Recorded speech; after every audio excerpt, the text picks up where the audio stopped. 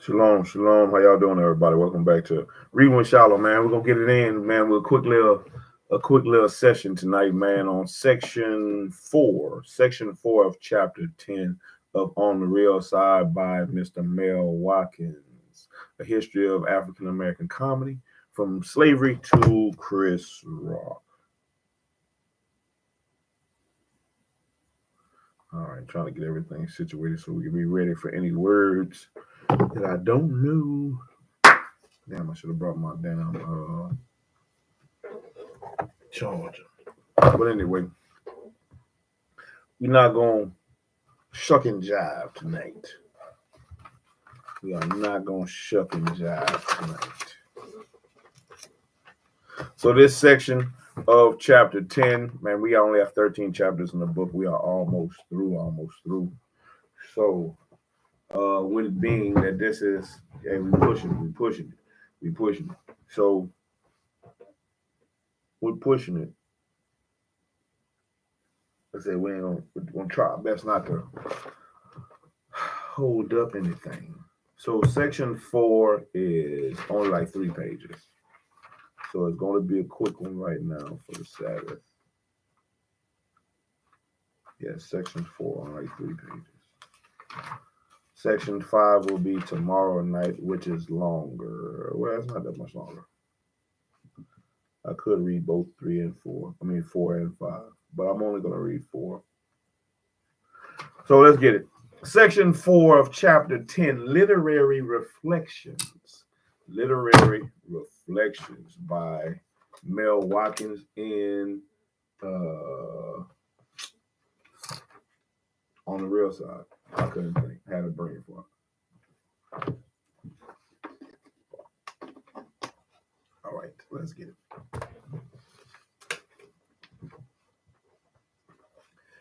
Technically, Hurston was not a Renaissance writer, since her first novel, Jonas Gourd Vine, was not published until 1934, after the movement had ended.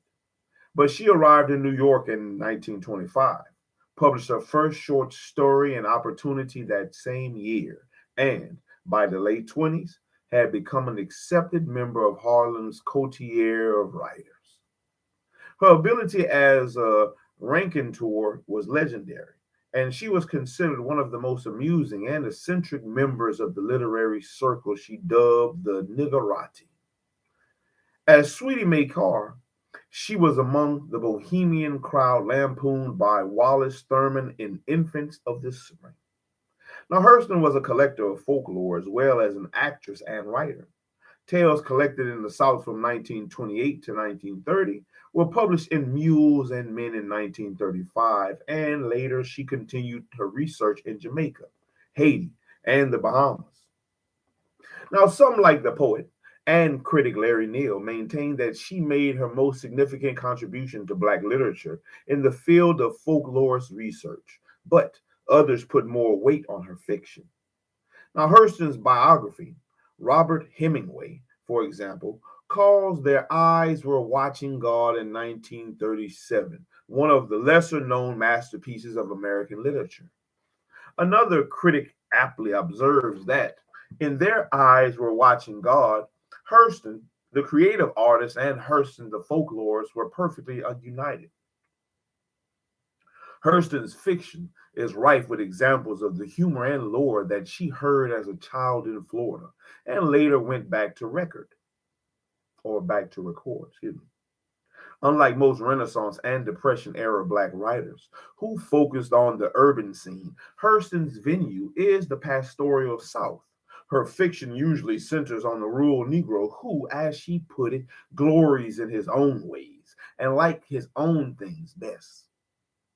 Now, Jonah's gourd vine, and especially Their Eyes Were Watching God, offer a rich catalog of the manners and humor of those rural types, and with portraits of genuine Black people who have not severed their connection to the soil and their rural heritage, effortlessly shatter the stereotypes of buffoonish, subhuman Sambos and Toms proffered by plantation school writers. Her approach riles some African American writers and critics, mostly those who, for political purposes, sought to emphasize either the new urban Negroes' achievements or racism's destructive consequences. Now, Richard Wright, for example, accused Hurston of pandering to mainstream America's taste for minstrel Negroes in a review of Their Eyes Were Watching God. And Sterling Brown complained that mules and men lacked bitterness, and it had only a bit of grumbling about hard work or a few slave anecdotes that turned the tables an old master. Now, Hurston, however, was more interested in the celebration of the joys of rural life, of the positive, textured lives that blacks had fashioned within the limited niche they had carved for themselves. Her approach allowed for expression of the natural brand of black wit and humor that was generally neither overly defensive nor reactionary. In Jonas Gord's mind, the humor was muted. Characters signify and trade quips such as, "What's the news? Oh, the white folks is still in the lead." And there are several rich examples of old fashioned uh, braggadocio and lying. Yeah, man, that's the way it is. Niggas think of everything good and the white folks steal it from us. You know, that's right. Nigga invented the train. White man seen it and run right off and made him one just like it and told everybody he thought it of. Same way with electricity. Their eyes were watching God is more profusely laced with folklore and humor. And in the indomitable Janie and her carefree lover, Tea Cake, Hurston created her most enduring female character and most imposing folk figure. Now, Tea Cake, as one critic notes, is the incarnation of the folk culture. Before it ends in tragedy, their relationship affords Hurston a solid platform for depicting a mother lode of folk sentiment and comedy that, in large measure, makes this the best novel. Now, Langston Hughes, like Hurston, concentrated on fictional characters drawn almost exclusively from the ranks of ordinary black folks. And although they were more often Northerners, few mirrored the exoticism of the Renaissance romantic primitives. Instead, they were working class people who reflected both the hardships and joys of everyday experience. Now, Hughes' dedication to depicting ordinary folks and his continuing interest in Black American folklore would ultimately confirm him as the Renaissance's leading humorist. It is almost surely in the novel, not without laughter. One critic wrote that the comedy of the Renaissance reaching its apogee. The claim is arguable, since in that novel Hughes neither equaled Schuller or Thurman as a satirist nor matched Fisher's ability to integrate comedy in the novel form. Now, not without laughter in 1930, however, in its attempt to show how laughter mediates the hardships of African American life, not only offers numerous genuine examples of Black humor, but also shows how the comic spirit may function as a unifying element in Black communities. Now, see, in a small Kansas town during the Depression, Hughes's only novel is filled with the tall tales, lies, and verbal play of its folksy characters. From the rambling slave tales of Uncle Dan, the world's cheap and liar, champion liar, and Aunt Hagar's quips about white folks, they're as good as far as they can see. But when it comes to po' niggers, they just can't see far. Now, Hughes evokes a real picture of small town, Maine, Midwestern African American humor, although his knack for comedy is apparent. Here and in some of the stories collected in the Ways of the White Folks in 1934. It was not until 1943 when Jesse B. Simple first appeared in his Chicago Defender column that Hughes confirmed himself as one of America's foremost humorists. Now, Hughes's newspaper sketches of Jesse B. Simple is an unlettered but philosophical Harlemite, just be simple, according to the critic Robert Doan, are among his finest literary creations. They were also unquestionably his finest works of humor. Now, as Arna Bontemps, a fellow Renaissance writer and Hughes' close friend, wrote, here was a Harlem peasant, a Lenox Avenue near-do-well, spouting the folklore of the city streets. I had the feeling this was the freshest, most stimulating feature Negro journalism had produced in our generation. But Simple, as he was known in his sketches, was not confined only to Hughes's newspaper column.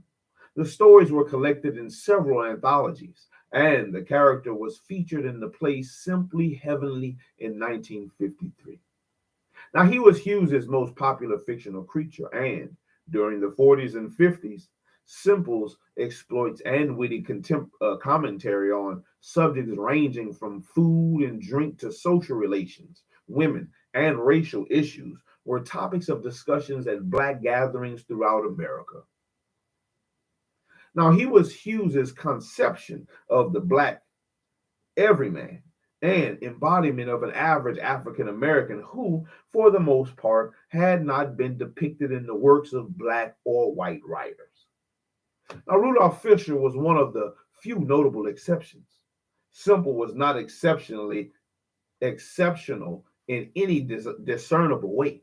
He was neither a tragic mulatto nor an alienated intellectual, neither a noble savage nor a brutal casualty of ghetto life. To that extent, he was comparable to Zora Neale Hurston's idea of the average Negro who glories in his ways. He had no use for Negroes who were ashamed to like watermelon or pass for non-chitlin eaters.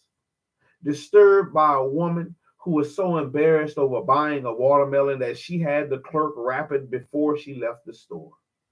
Simple asserts, I would eat one before the Queen of England, and he would give the Queen a slice.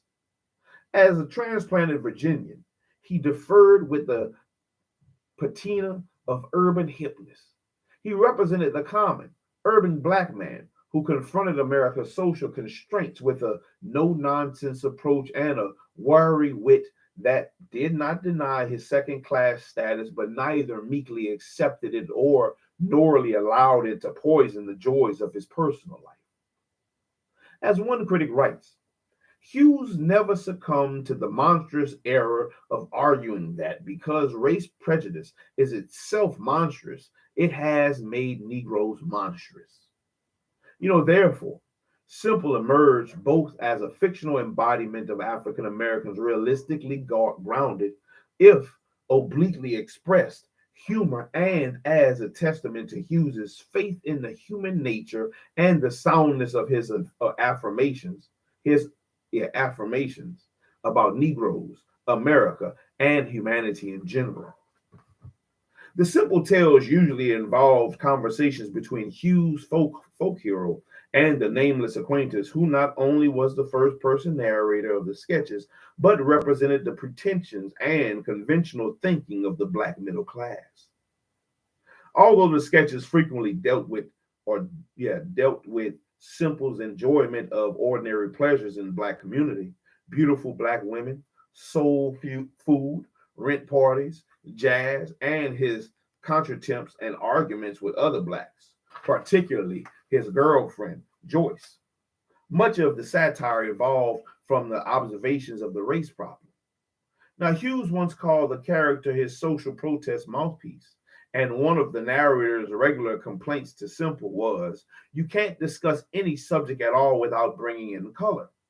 In their exchanges, Simple's forthright or simple assessment of the situation at hand was contrasted with the narrator's more evasive accommodationist views. Charles A. Watkins points out in Simple, the alter ego of Langston Hughes, Jesse B. Simple represented not only the natural, ordinary Black man, but also the authentic, unassimilated Black.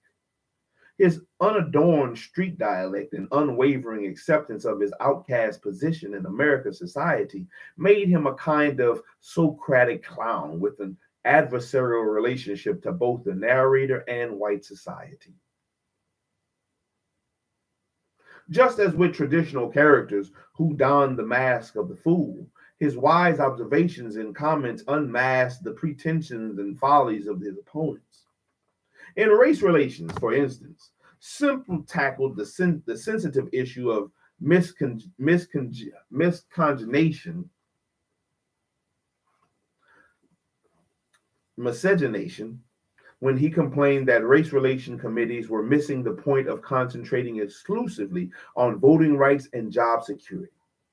It was thought relations meant being related, he says. But I don't hear nobody speaking about us being kinfolks.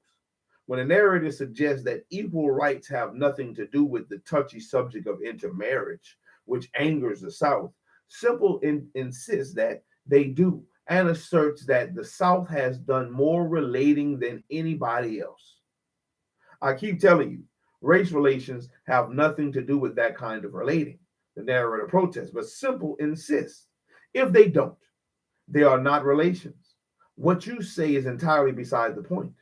The point must have been moved then, Simple said. Absurd. We are not talking about the same thing at all. I said patiently. I am talking about fair employment and you are talking about race relations, said Simple. In Dear Mr. Butts, an unemployed Simple complains to the narrator about Negro leaders who ain't lived in Harlem in 10 years, but consequently write about how great democracy is. Then he reads a letter he has written to one of the black spokesmen. Mr. Butts, it reads in part. Now, all this latter part of your article is hanging on to your butt. You start off talking about how great American democracy is. Then you butt all over the place. In fact, the butt end of your seesaw is so far down on the ground, I don't believe the other end can ever pull it up. Now, dear Butts, I am glad to read that you written an article in the New York Times, but also sometime I wish you would write one in the colored papers and let me know how to get out from behind all these butts that are staring me in the face. I will not take but for an answer. Jesse B. Simple established Langston Hughes as one of America's foremost humorists and escalated his popularity as a writer immeasurably. Moreover, Simple's folk wit offered an authentic mirror of black humor, both inwardly and outwardly directed. For more than 2 decades, They were decades of turbulent transition for the nation and for African Americans and their humor. During much of the period, mainstream America still clung to the illusion that Rochester, Amos and Andy, and Beulah, with their ever sanguine hospitality, reflected the true spirit of African American comedy. It was a self-delusion that would come to an abrupt end as the civil rights movement turned violent in the 60s. Simple, too, would be undermined by the 60s black militancy. In his newspaper column of August 16, 1963, Hughes published a letter from an irate, if misled Harlem resident who called Simple an Uncle Tom and questioned why Hughes perpetuated the stupid, ignorant, offensive character. 2 years later, Hughes would abandon the Simple stories, explaining that the racial climate has gotten so complicated and bitter that cheerful and ironic humor is less understandable to many people. African American folk humor, despite its undeniable value in helping its creator, overcomes the burdens of slavery and segregation, and its resonant, if muted, assertive thrust was still considered an impediment to black political advancement. Most activists publicly called for harsher, more belligerent, and less consolatory forms of expression. As the letter from the irate Harlemite suggests, some blacks were simply embarrassed by Simple's lack of sophistication and the lingering veneer of rural idiosyncrasies. It was the short-sighted, reflex response similar to the reaction 26 years later when Mule Bone, a comedy of Negro life on which Hughes and Zora Neale Hurston collaborated in 1930, was staged for the first time in 1991. On the occasion, 2 critics and pundits debated the merits and pitfalls of authentically presenting certain unvarnished aspects of black humor in public forums. Are we still trying to figure out what is real about ourselves that we know about that is too dangerous to say it in public? The novelist and playwright Nozaki Shengi asked at the Lincoln Center gathering of critics, directors, actors, and writers. The critic Henry Louis Gates Jr. was more pointed when he disapprovingly suggested that many Black Americans still feel that their precarious political and social condition within American society warrants a guarded attitude toward the way images of their culture that are projected, even when the work of two of the greatest writers in the tradition is the focus of discussion. As Gates noted with regard to Hughes and Hearst's depiction of the rural characters who gather at Joe Clark's Eatonville, Florida country store, the problem most often centers on fear of what white people might think. Even if such concerns are acknowledged, with Hughes is Jesse B. Simple, a character whose political stance and racial identity seem unquestionably correct.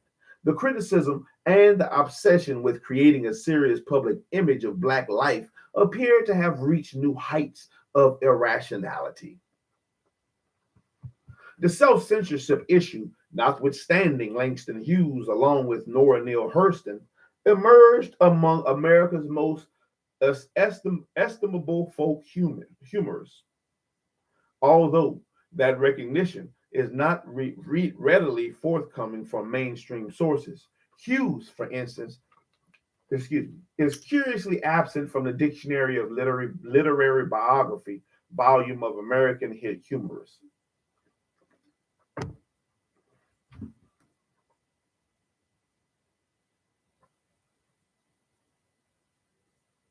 His simple tales provided some of the most authentic examples of African American humor in literature prior to the 70s. But Hughes's career spanned several eras in Black literary history, and from the publication of Notwithstanding Laughter in 1930 to the demise of Simple in 1965, there were other advancements in the use of humor in African American literature. And that was Section 4. Section 4 of Chapter 10 of On the Real Side by Mr. Mel Watkins, which we pushed through real quick. We didn't have no words to look up today. There's a couple words I kind of stumbled over, but hey, that was a quick one. Section 5 is going to be quick too, but I'll leave that for another day. I'll leave that for tomorrow. Lord willing, tomorrow night, I'll pick up about the same time. Yeah, but until then, I hope everybody have a wonderful night, wonderful Sabbath. Shalom, everybody. This has been this session of Reading with SHILO. I'm going to put my little mark down.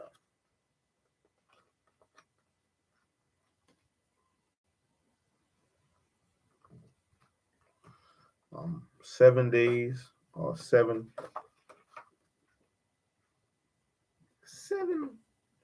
straight. Gotta keep pushing. But till next time, man. Shalom, everybody. Shalom out.